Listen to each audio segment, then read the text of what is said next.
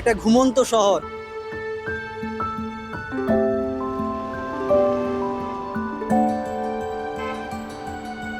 যার প্রতিটি রঙিন দিনের সূচনা হয় এখান থেকে।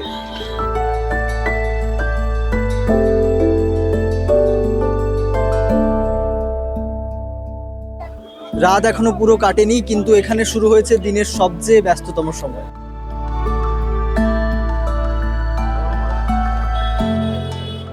দূর দূরান্ত থেকে আসা ফুলে ভরে উঠেছে বাজার। কেউ নামাচ্ছে মাল, কেউ গাচ্ছে মালা। প্রতিটা মুহূর্তে চলছে এখানে সময়ের সঙ্গে লড়াই।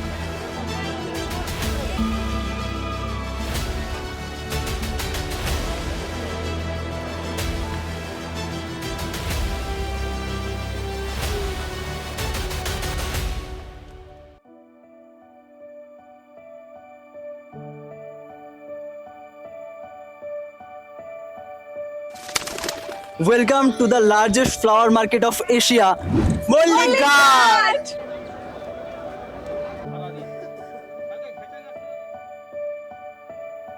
সূর্যমুখী ফুলের রেট চলছে বলতে বাবা, সূর্যমুখী তো ফুলের রেট বাঁধা নেই। এর ফুলের রেট কোনোদিন বাঁধা হয় না, যেদিন যেমন হয়। কোনোদিন কোন দিন 10 টাকা 100, কোন দিন 20, কোন দিন আবার 50, 60, কোন দিন 100, যেদিন যেমন হয়।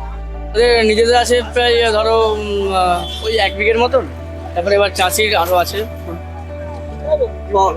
কি কি ফুল চাষ হয়? জবা থাকে, গাঁদা, চিনেচেরি হয়, জুঁইমালা, সব রকমের। মানে লিভিন নেই যে এটা শুধু এটা এমন নয়। সিজন যেমন চলে, যেরকম যে সময় সিজন। শীতকাল হলে চিনেচেরি সিজন, গরমকালে জুঁই, জবা, তারপরে মাঝখানে গাঁদা, দোপাটি, সব রকমের চাষ। সব থেকে মানে ক্ষতি হয় বর্ষাকালে। বর্ষাকাল বলতে আষাঢ় শ্রাবণ মাসে মানে বেশি ক্ষতি হয়। জল বেরোনোর খুব সমস্যা। হ্যাঁ, খাল নিকাশি ভালো নয়। আমাদের বাঁকুড়া গ্রাম ওলকুনি অঞ্চল। গড়বেতা থেকে কিসে এলে? ট্রেনে এলাম। মানে যে আমাদের গ্রামের ওখানে বিক্রি হয়, এখান থেকে নিয়ে গিয়ে ওখানটায় ওরা বিক্রি করে তার ডবল দাম। তাই এখানে হচ্ছে গিয়ে আসি যে এখানে হাফ দামে পাওয়া যায়। তোমার দোকান আছে নাকি?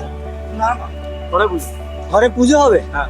তো সব থেকে বেশি কোন ফুলটা চাষ হয়? সব থেকে বেশি জবাটাই চাষ হয়, কারণ জবাটা 12 মাস।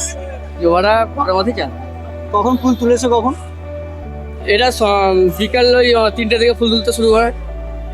3টে থেকে ফুল তুলে 5টার মধ্যে ফুল তোলা শেষ। তারপরে এবার আমরা নিয়ে এসে গাঁচিয়ে সেটা 10টার মধ্যে রেডি করে কখন বেরো বাড়ি থেকে? বাড়ি থেকে 2টোর সময়।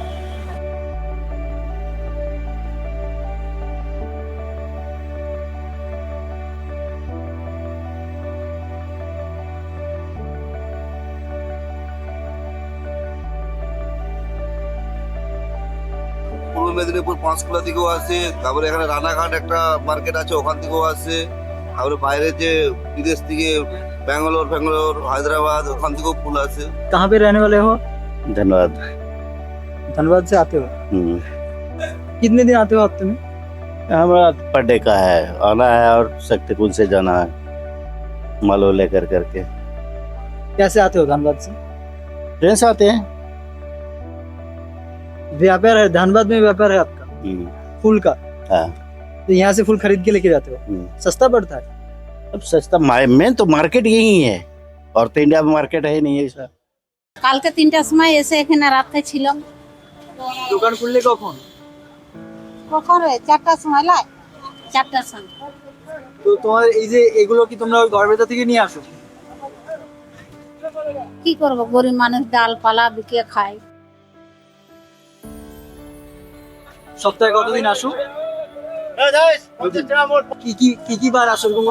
ওই তো লক্ষ্মীবার, এই লক্ষ্মীবারে বিকি আর শনিবারে বিকি। ফুলের মুটিগিরি করি, ফুল বেশি মালিকের। হ্যাঁ। মালিক দিল 100 টাকা। এই ব্রিজের মাথায় সোনাদার গাড়ি ঢোকে বাগনান থেকে। হ্যাঁ। ওর একটা মুঠ, 2টা গোলাপের ব্যাগ, একটা ঘাড়ে 100 টাকা দিল। क्या काम करते हो? এই ফুল में मोटियाँ करते हैं, कितने रुपए कमाई हो जाता है पूरे दिन? 400-500। आपको अच्छा लगता है ये काम करना? अब क्या करें, तो कोई काम नहीं है तो क्या करें बता।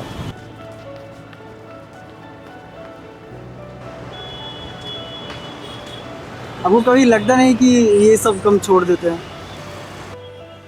लगता है तो कि नहीं करें ये काम, मन में लगता है काम तो जरूर है, भारी है, लेकिन फिर भी क्या करें, मजबूरी में करना पड़ता है बाबू।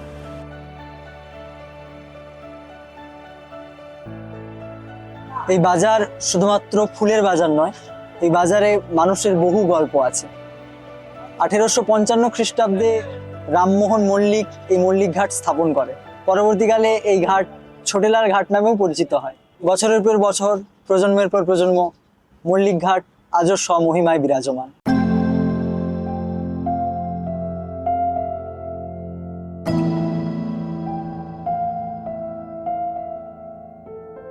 পারুল দুলে। আরুল দুলে, ভালো নাম তো।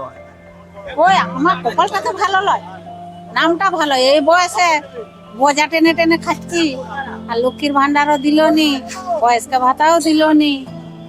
তোমাদেরকে দেয়নি লক্ষ্মী ভান্ডার? আমাকে দেই, আমাদের পাড়ায় সবাই। আমার বেটা বিজেপি করে। कहाँ कहाँ फूल जाता है यहाँ से? बहुत जाता, सारा अथी जाता देश, माने दिल्ली, बम्बई, हरियाणा, पंजाब, एमपी, मध्य प्रदेश, तमिलनाडु, बहुत दूर दूर तक ले जाता है यहाँ से फूल। बिहार, झारखंड, उड़ीसा।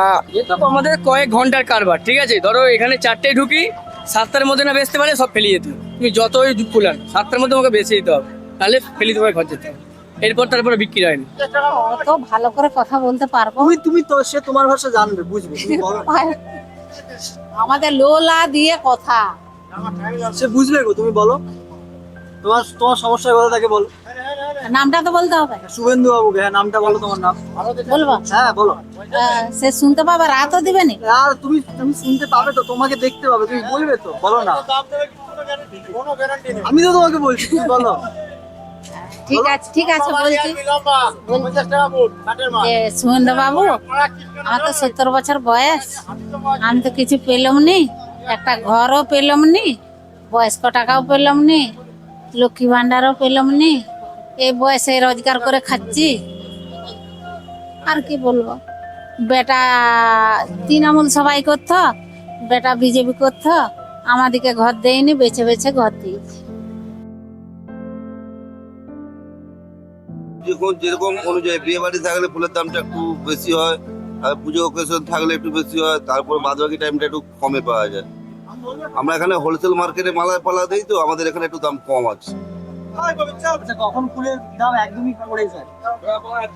এই ধরুন মন্দার টাইমে, যেমন এই সামনে জ্যৈষ্ঠ মাস আছে, এটা মল মাস, এই সময়টা একটু দাম কম থাকবে।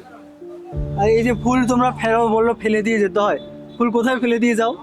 গঙ্গা, মা গঙ্গা আছে আমাদের সামনে, মা গঙ্গা যতদিন আছে ততদিন চলবে। গঙ্গায় বিসর্জন দাও ফুল? একদম, সব নিয়ে গেলাম, মা গঙ্গা দান করে দিলাম।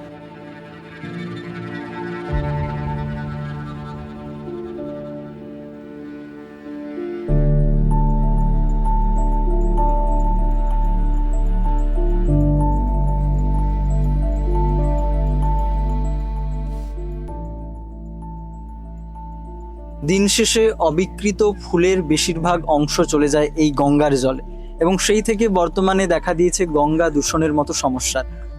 বর্তমানে পশ্চিমবঙ্গের ডেপুটি সিএম মাননীয়া অগ্নিমিত্রা পাল মহাশয়া জানিয়েছিলেন এক স্বচ্ছ কলকাতা তৈরির কথা। তবে এই মল্লিক ঘাটের বর্জ্য ব্যবস্থাপনার যদি সঠিক সমাধান করা যায়, তবে শুধুমাত্র যে এখানকার বহু মানুষের উপকার হবে তা নয়, তার সঙ্গে সঙ্গে আমাদের গঙ্গা মা, যাকে আমরা দেবতা রূপে পূজা করি, তিনিও অনেক নির্মল এবং স্বচ্ছ হয়ে উঠবেন। এই আমাদের কামনা। ধন্যবাদ, ধন্যবাদ সকলকে।